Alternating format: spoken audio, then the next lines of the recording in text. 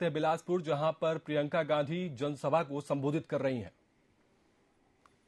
विजय पांडे जी, श्री प्रमोद नायक जी, आप सबका भी इस सभा में बहुत बहुत स्वागत। कांग्रेस के सभी नेता पदाधिकारीगण, आप सबका भी बहुत बहुत स्वागत। आज यहाँ आकर बहुत खुशी हो रही है। बिलासपुर पहली बार आई हूँ। एक बार मेरे साथ माँ महामाया देवी जी की जय बोलिए। माँ महामाया देवी जी की जय। अरपा मैया की, छत्तीसगढ़ महतारी की, वीरांगना विलासा देवी केवट जी की धरती है। गुरु घासीदास जी और माखनलाल चतुर्वेदी जी को भी इस धरती पर आकर मैं प्रणाम करती हूँ। अपना भाषण शुरू करने से पहले बघेल जी ने मुझे कहा है कि कुछ घोषणाएं हैं, नई घोषणाएं हैं, उनके बारे में मैं आपको बता देती हूँ। छत्तीसगढ़ की माताओं बहनों के लिए महतारी न्याय योजना लागू कर रहे हैं। इसमें प्रति सिलेंडर के रिफिल करने के लिए, मतलब जब आप फिर से भरने के लिए ले जाएंगे सिलेंडर को, तो आपको 500 रुपए की सब्सिडी मिलेगी। घर की महिला के बैंक के खाते में सरकार द्वारा सीधे डाले जाएंगे ये पैसे। कांग्रेस सरकार बनते ही प्रदेश के तकरीबन 50,63,000 उपभोक्ताओं में से 42 लाख उपभोक्ताओं को, जिनकी मासिक खपत 200 यूनिट बिजली से कम है, उनका बिजली बिल पूरा माफ होगा। बाकी 7,63,000 उपभोक्ताओं को 200 यूनिट तक बिजली मुफ्त मिलेगी।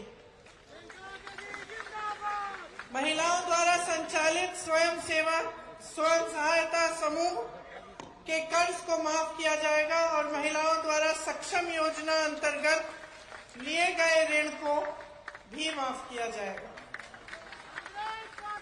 700 नए ग्रामीण औद्योगिक पार्क बनाए जाएंगे। आज तक 300 हैं, 700 नए बनाए जाएंगे ताकि इनकी कुल संख्या 1000 हो जाएगी। राज्य के सभी 6000 सरकारी हायर सेकेंडरी और हाई स्कूल को स्वामी आत्मानंद इंग्लिश और हिंदी मीडियम स्कूलों में अपग्रेड किया जाएगा। सड़क दुर्घटना और अन्य आकस्मिक दुर्घटनाओं में छत्तीसगढ़ निवासियों को निःशुल्क स्वास्थ्य सुविधा मिलेगी।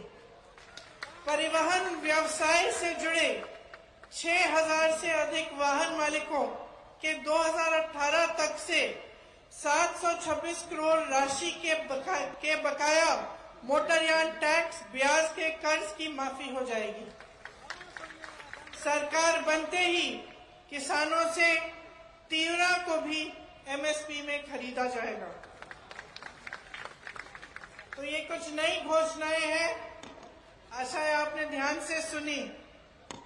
देखिए, आपको पता होगा कि महात्मा गांधी जी आजादी की लड़ाई के समय बिलासपुर आए थे।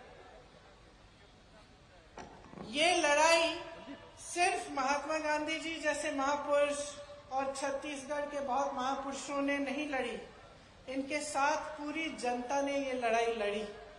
और खास तौर से मेरी बहनें बैठी हैं, बहुत सारी बहनें भी इस लड़ाई में शामिल थी। और उन्होंने खास तौर से जब 1942 में जो क्विट इंडिया मूवमेंट था, जिस समय सब जितने भी पुरुष थे उनको जेल में डाल दिया गया था, उस समय देश की महिलाएं आगे आईं और ये परचम उठाया उन्होंने कि अंग्रेज जाएंगे इस देश को छोड़कर और हम आजादी पाएंगे। यहाँ छत्तीसगढ़ में जब महात्मा गांधी जी आए थे तो मैंने सुना है कि जहां से उन्होंने भाषण दिया, जहां वो बैठे थे, वहां से उन्होंने छत्तीसगढ़ की बहनों से कहा कि तुम्हारे पास जो भी है आजादी की लड़ाई के लिए उसे दे दो। अगर थोड़ा बहुत पैसा है, किसी ने जेवर दिए, किसी ने कुछ दिया, जो भी था आजादी की लड़ाई के लिए उन्होंने महात्मा गांधी जी को दिया। महात्मा गांधी जी ने उन्हें प्रेरित किया कि तुम भी लड़ो, तुम भी आगे आओ और इस देश के लिए अपना जीवन देने के लिए तैयार हो जाओ। उनके जाने के बाद मैंने सुना कि जहां वो बैठे थे, जहां से भाषण दिया था, वहां पर कुछ बहनें गई, किसी ने थोड़ी सी धूल उठा ली, किसी ने एक ईंट ले ली और घर में रख लिया और उसके प्रति, उन ईंटों के प्रति, उस धूल के प्रति उन्होंने उन श्रद्धा अपनी व्यक्त की और घर में रखी। तो ये श्रद्धा क्या है जो नेता और जनता के बीच होती है? हम लोग आते हैं, आप फूलों से हमारा स्वागत करते हैं, अपनी समस्याओं को बताते हैं। ये जो भावना है, ये एक तरफी भावना नहीं है। ये नहीं है कि सिर्फ आपके मन में ये श्रद्धा है, ये हमारे दिलों में भी श्रद्धा होनी चाहिए आपके लिए। मैंने खुद देखा, किसी ने इंदिरा जी की बात की, बघेल जी आपने भी कहा कि कल इंदिरा जी की पुण्यतिथि है। मुझे एक छोटी अपनी बात याद आई। मैं 12 साल की थी, उस दिन सुबह 9 बजे 8 बजे मैं स्कूल जा रही थी। तो हम लोग इकट्ठे रहते थे। दादी के पास गई, स्कूल में एक प्रतियोगिता थी, उसके लिए मैंने दादी का एक झोला रखती थी, मैंने उनका झोला मांगा। नाटक की प्रतियोगिता थी, झोला मांगा दादी से और उनको प्यार से ऐसे पकड़ के बाय बाय बोल के स्कूल चली गई। तकरीबन 2 घंटे बाद हमें स्कूल से लेने के लिए सुरक्षा कर्मी आ गए, गाड़ियों में रखा, बिठाया। काफी इतने सारे सुरक्षा कर्मी मैंने जीवन में नहीं देखे थे। अचानक हमें घर ले गए, हमें मालूम नहीं था, राहुल को और मुझे, कि क्या हुआ। मैं 12 साल की थी, वो 14 साल का था। घर आए, गाड़ी से उतरे तो जमीन पे खून के बड़े बड़े धब्बे थे। उस समय हमें मालूम नहीं था कि हमारी दादी का खून था जो उस मिट्टी में मिल चुका था। अंदर गए, माता पिता नहीं थे, पिताजी दौरे पे थे, बंगाल गए हुए थे, माताजी दादी को लेकर अस्पताल गई हुई थी। जब अंदर गए और पता चला कि दादी की हत्या की गई है, तो एक अजीब सा भय, अजीब सा दुख मन में जागा और ऐसे लगा कि क्या अगले दिन सुबह हो भी सकती है कि हमारी दादी, जो सिर्फ हमारी दादी नहीं थी लेकिन एक महान शख्सियत थी,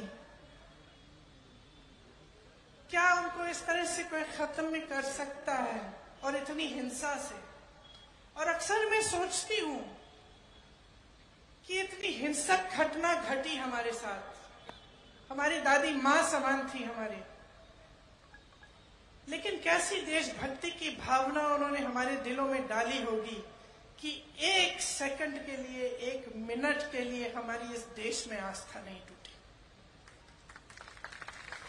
7 साल बाद, और ये मैं लंबी चौड़ी बात आपको इसलिए बता रही हूं, मैं बताऊंगी क्यों। 7 साल बाद, मैं 19 साल की थी, इसी तरह की घटना मेरे पिता के साथ घटती है और मैं अपने पिता का छलनी शरीर, खून से लथपथ शरीर घर लाती हूं। फिर भी मेरी इस देश में आस्था नहीं टूटती, फिर भी देशभक्ति कम नहीं होती, बढ़ती चली जाती है। कैसी भावना होगी उन लोगों के दिल में कि हम बच्चों में उन्होंने ऐसी देशभक्ति की भावना डाल दी कि तब से लेकर अब तक ये टूट नहीं पाई। मैं इसलिए ये सारी बातें कह रही हूं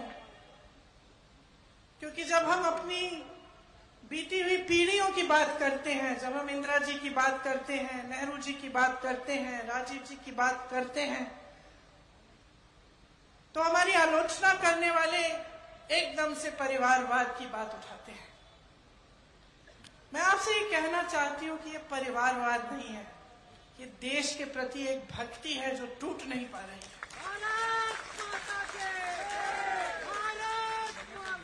और ये एक श्रद्धा है दिल में आप सबके लिए, आपके लिए जो आप यहाँ बैठे हैं, मेरी बहनों आपके लिए, मेरे भाइयों आपके लिए, जो इस देश का किसान है उसके लिए, जो दिन रात एक करता है उस खेती के में से कुछ बनाने के लिए, उपज करने के लिए, हमें खिलाने के लिए, जो अन्नदाता है इस देश का, उसके लिए आस्था है।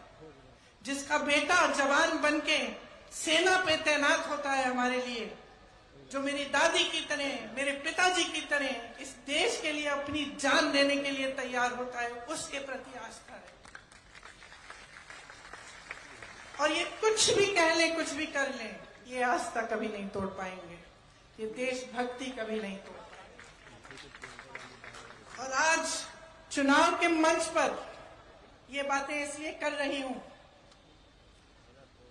क्योंकि मैं चाहती हूं कि आप समझें कि आज ये देश, आपका प्रदेश कहां पे खड़ा है, आपकी परिस्थितियां क्या हैं, देश की परिस्थितियां क्या हैं, क्या हो रहा है आपके आसपास। इन चीजों को जागरूकता से समझें और गहराई से इनके बारे में आप सोचिए। और जब आप वोट देते हैं, जब आप अपना समर्थन किसी एक राजनीतिक दल को देते हैं, तो अच्छी तरह से पहचानिए कि उस राजनीतिक दल का मकसद क्या है, क्या उनके नेताओं के दिलों में आपके लिए वही आस्था है कि नहीं, क्या देशभक्ति सचमुच है या सिर्फ कहने के लिए है, दिखाने के लिए है, कैसी घोषणाएं करते हैं, क्या घोषणाएं पूरी करते हैं कि नहीं करते हैं, क्या इनके प्रदेशों में जहां इनकी सरकारें चल रही हैं, जहां इन्होंने बड़ी बड़ी घोषणाएं की हैं, क्या ये घोषणाएं पूरी हो रही हैं कि नहीं। ये सब चीजें मैं चाहती हूं कि आप एकदम जागरूकता से समझें, क्योंकि इससे आपका भविष्य जुड़ा हुआ है, इससे यही देश, इसी देश का भविष्य जुड़ा हुआ है, जिसके प्रति सिर्फ मेरे दिल में नहीं लेकिन आपके दिलों में भी बहुत देशभक्ति है। तो मैं चाहती हूं कि आप समझें, आप छत्तीसगढ़ में जो सरकार है, भूपेश बघेल जी मुख्यमंत्री हैं, उन्होंने किस तरह से आपके प्रदेश को केंद्र की सरकार की कुनीतियों से बचाया है और आपको बचाया है। कोरोना आया, कोविड था, देश भर में यहां भी संकट थी, जहां अन्य प्रदेशों में मदद नहीं दी गई, यहां आपको उसका सामना करने के लिए सहायता मिली। किसान भाई हैं, मैंने आपकी बात की, आप अन्नदाता हो, आप ही के बेटे इस देश की सुरक्षा करते हैं। आज अगर छत्तीसगढ़ की सरकार ने आपको राहत नहीं दी होती तो बाकी देश के किसानों की तरह आप परेशानियों से घिरे होते, मुश्किलें बढ़ती चली जाती आपके लिए। महंगाई, पेट्रोल, डीजल, खाद सब महंगा हो गया है। जब आप अपने बच्चों के लिए मेहनत करते हैं। ये आप सुन रहे थे प्रियंका गांधी को बिलासपुर से, जहां पर प्रियंका गांधी ने महिलाओं के लिए बड़ी सौगात दे दी है। आपको बता दें, जहां पर स्व सहायता समूह में महिलाओं के लिए कर्जा माफ किए जाने की बात यहां पर प्रियंका गांधी ने कही, वहीं 42 लाख लोगों को मुफ्त में बिजली देने की भी बड़ी बात कही है प्रियंका गांधी ने। साथ ही कहा कि स्वास्थ्य सुविधाओं को भी लेकर बड़ी घोषणा की है और